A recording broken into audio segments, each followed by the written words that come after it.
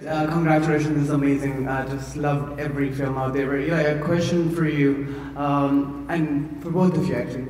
In terms of diversity and inclusion, women and people of color in this particular genre, what are your thoughts and what do you actually see from data perspective when it comes to diversity and inclusion in this particular genre? Because you usually see a lot of white males.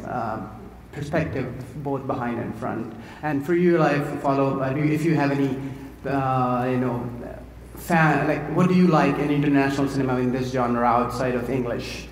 Sure. Well, the best movie I saw last year, I thought, was Train to Busan. I mean, it's just a masterpiece. It's a Korean zombie film. It's on Netflix and iTunes. Do not miss it. It had the best, just in terms of dramatic, not just best horror movie. It just hands down completely blew me away. And that is one of the great things that Kate can speak to, because she's directly with our content creators, is that one of the great things is that everybody loves scary and everyone's going to have a different point of view. You can certainly see what Jordan Peele did. He comes out with a point of view and everyone goes, it's so different, it's so fresh, and it's so smart. Everyone responds to it. So, I think it's, we make sure that there's an overwhelming amount of... Yeah, I appreciate that question, because you're right, there's an overwhelming lack of diversity in Hollywood in general, and I think that that's where we hope to really stand out. We have shooting on the 29th, actually, the first completely female in front of and behind the camera short, which I'm super psyched about. It's not just about that, it's cultivating habits within our own company that invite people to feel comfortable sharing stories that maybe they haven't felt comfortable sharing before in this genre. And I think that that's what Ben and Anthony did so well in their own way with Bullying.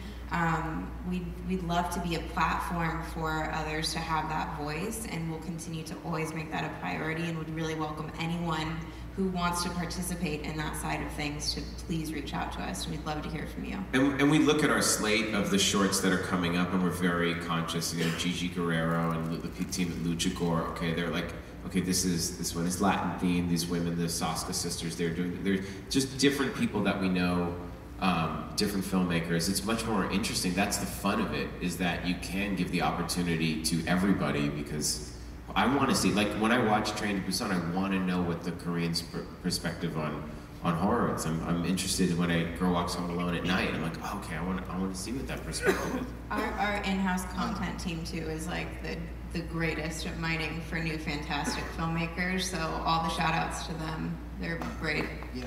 And, to jump in very briefly, I think for me, and my like sort of Americana aesthetic, that's like very, very influenced by my parents being immigrants and growing up in the Midwest and being Arabic, where like I was very ingrained in this culture. It's like very American culture, but at home it was very much the opposite of that. And so I think like diversity is really important when you have the opportunity to do it. And I guess for Sunny Family, the entire idea was I really, really, really want to make something where the like leading lady can be the killer and she's the main character. And then just diversity within your crew, I think, is just as important. And I think there were a couple Crip people on set with us, and I think it was a pretty spread out, diverse crew.